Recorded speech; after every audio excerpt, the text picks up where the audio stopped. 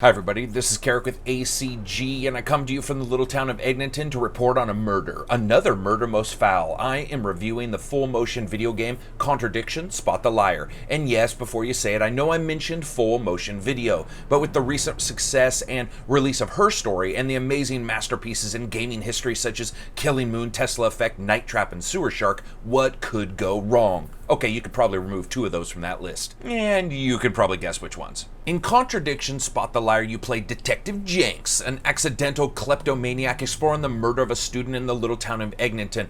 A little town that suicide rate might be just a little bit higher than the status quo, and even if that isn't, its collection of slightly freaky people with secrets tucked nicely into the bed sheets of their lives certainly is. The entire game is delivered in full motion video, and basically you run around the town picking through the lives of those that remain, trying to piece together what happened to Kate Vine, a possible suicide. And as you poke holes in people's lives, go through their crap without asking, and basically become a hilariously routine nuisance on their lives in your quest for the truth, you utilize your handy notepad and hints you've gathered to find the contradiction in people's stories as the hours click down to completion. It's like Jack Bauer Magic Hour, but with Hank Williams Jr. minus 200 pounds playing the detective. Let's see how it did, shall we? So here it is, the review for Contradiction, Spot the Liar. Questionable suicides, black magic, satanic dance parties, and a private detective who doesn't seem to understand personal boundaries.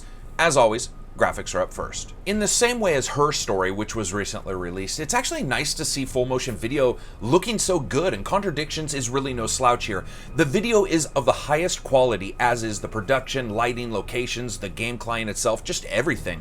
This is at the very least high definition TV quality footage with attention to story continuity, incredibly high quality footage, and film quality camera angles throughout the entire game.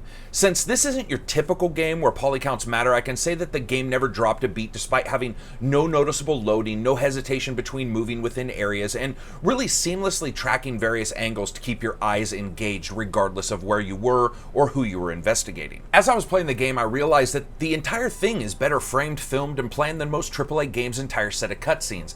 The interface was well laid out, though a bit cumbersome once Jenks had Hoover vacuumed through people's lives collecting their assorted pictures, flashlights, trinkets, and secrets, but it was serviceable in the end. Now, one sort of odd caveat is you can't go to the tip system while interviewing someone, which can lead to some, hey, I gotta go, I'll see you later, ta-da, I'm back and now I know everything about you moments.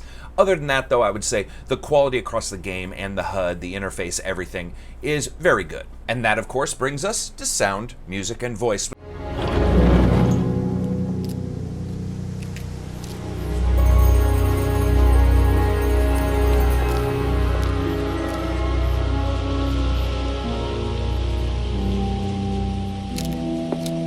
I wonder if James knows this is here.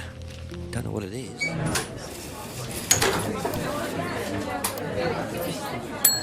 Ask you a couple more things, please. Do you know what this is? Oh, you'll have to ask Ryan about that.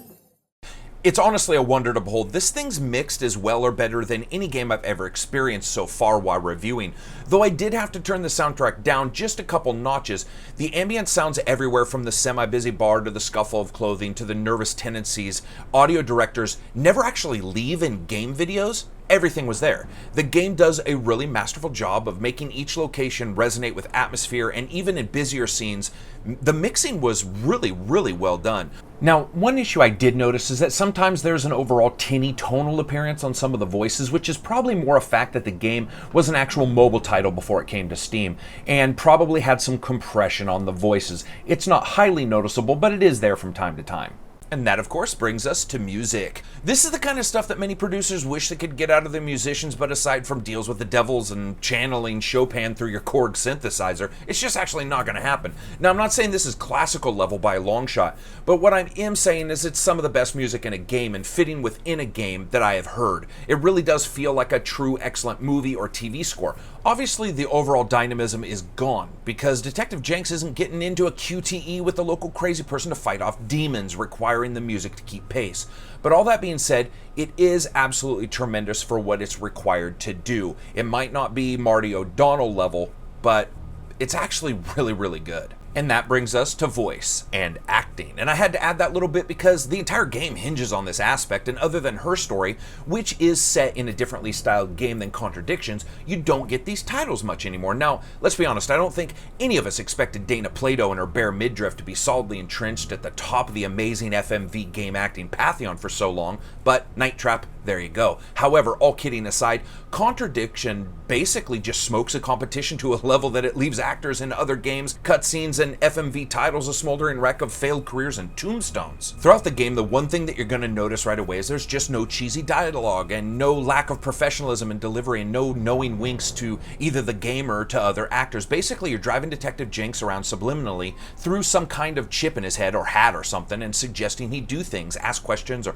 poke holes in people's stories, and then you just sort of sit back and let him go. It's a bit like Mass Effect, where you pick something to talk about and then the game takes over. And that's where the true gameplay and excellent directing of the actors comes through. Surprises really around every corner, with sometimes the most basic questions opening a line of dialogue or a thought trail you never assumed possible or probable. In the end, a murder mystery game, to be successful, needs to actively engage the gamer across the various spheres of the investigation with proper pacing built into the gameplay to make sure that pauses don't become long, stagnant periods of twiddling thumbs inactivity, and that the interesting parts are interesting enough to keep the gamer going down that roller coaster of death. I don't really think I've thought so hard while playing a game since the one time I ordered a Japanese voiced RPG on accident, except here I was thinking about who did it, because that's what the game really breaks down to, and the subtle and professional and consistent delivery of the actors meant I was always wondering. Jenks himself is extraordinary as a character who at first seems at odds with both the location and the investigation, not offering any kind of typical detective, policeman, or private eye presence that I could even be aware of. Instead, he's basically half math teacher with a funny hat, half Ichabod Crane, but his energy during questioning and his vocal patterns simply takes the game by storm. Despite the fact that he isn't overbearingly riddled with the typical quirks, twitches, or mannerisms TV characters have shoved into them, it instead sort of holds the middle ground between a video game character and a TV one. And that's not to say the other characters are slouches. In fact, everything from menace to subtle cynicism, relationship duplicity on various levels, and doom are all displayed throughout the characters you meet, and each is really wonderful. I especially like James, who basically sat staring into the fire the entire game, probably pondering what the hell he'd signed up for, but delivering subtly hilarious bits of dialogues at different times, or the equally excellent but entirely hostile Paul. Imagine a man made of steel wool and pissed off porcupines and sit next to him in a room and try to talk to him. The guy was pure excellence through and through. Oh, and I also learned something about myself in the game. A pretty face is pretty goddamn deceiving. There is one character that I swear I could never tell that she was lying, and though you're not supposed to know that the character's a lying all the time, as the game isn't called Watch the Person Poorly Conceal that they have a secret to tell, but come on, I mean, no wonder my personal life reads like the reverse of Jerry Maguire. And that brings us to gameplay. The game's fairly simple. You explore the small town and talk to the inhabitants, mainly a series of 6 or 7 of them, and as you talk to them and gather clues, you can see if they're telling you the full truth by checking if they've contradicted themselves. Ta-da! And let me tell you, the game doesn't hold your hand. You have to pay incredible attention at times to catch someone's contradiction, and when you do, it's magic time, and you basically sort of find out a bit more about the story as Detective Jenks does his thing with a smile and a slight nod of, oh yeah, I got this attitude. Additionally, you have 2 types of help systems: a hint system, which is basically like a friend telling you to stop drinking as you're puking beside the roadside, and a cheat system that requires you to really make sure you want to cheat, but gives you far more detail as to where to head next. The small town opens up dramatically as you play, as does the cast. Now, all is not perfect, especially as the end game grows near. You can find yourself walking up to someone's door like an unwanted Schwan salesman asking one more time if they want to buy steak. And I admit to getting stuck in a couple times in a couple locations trying to find a contradiction when I had like 30 pieces of evidence and had talked to everyone under the sun. However, that's sort of the beauty here. This is straight up playable TV, and though probably only experienced once, the Contradiction gameplay makes it a fine experience throughout the entire thing, showing all the positives of full motion video games and very few of the negatives. Many of the times I wasn't a huge fan of the keyboard controls, and there were a couple noticeable bugs with assigning commands, so I switched to the controller, which then gave me all kinds of problems because for some reason it thought every single button I pressed was the down key. So I ended up using the defaults anyway, which were okay. Luckily the game doesn't take many controls at all, but the bug was noticeable. I also missed the mention on the website about playing with a friend, so lo and behold, when my wife bellowed, "She's lying!" behind my back, I damn near had a stroke, and found out in a sort of roundabout game that this game is actually an excellent title to play with others, and the developers are absolutely right to suggest that. And now, fun factorino. If you'd come to me 2 weeks ago and said, Karak, in a bit of time you're going to be playing 2 of the finest FMV games ever released in just a short time, I would have nodded quietly and never listened to you when betting on sports. However, that is in fact what just happened. Where her story tells a single tale, Contradiction tells a weaving, intertwined tale of personal harm, vice, corruption, and maybe a bit of pure evil. And it was absolutely fun. It was fun seeing the actors squirm and crack under Detective Jenks' hilariously apt delivery of their own lies as they subtly wrap themselves up in their own deceit.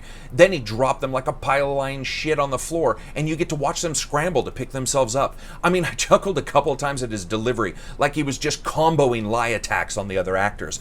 Now, the ending did get a bit long in the tooth, both due to my brain deadness at times and the fact that there is, from time to time, a good deal of find a clue, talk to everyone, gameplay at the end. But that really never diminished the enjoyment I received, as the back and forth was interrupted by Jenks randomly taking people's stuff because, well, he needed it more, or the occasional mugging. It was just great. So I rate games on a buy, wait for sale, rent, or never talk about it again rating scale. This is solidly a buy. If this was $30, I'd still say it was a buy, though it's much less on Steam right now. This is a full game. It's an experience for fans that don't come into full motion games with any preconceived notions about the style.